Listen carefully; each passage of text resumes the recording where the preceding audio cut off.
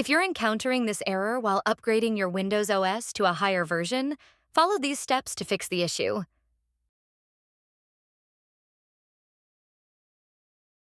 Open File Explorer, press Windows plus E on your keyboard, and navigate to this PC. Then, open the C. Drive, go to the Windows folder and locate the Software Distribution folder. Delete downloaded update files. Double-click on the Software Distribution folder, then open the Download folder inside.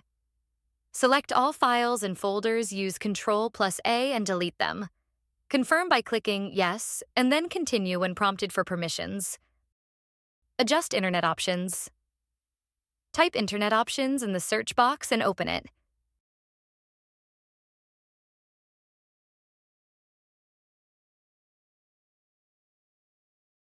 Go to the Advanced tab, scroll down,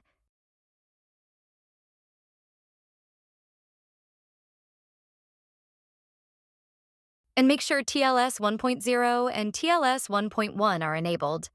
Click Apply, then OK. After applying these changes, check again to see if the issue is resolved. These troubleshooting steps should help you address the error.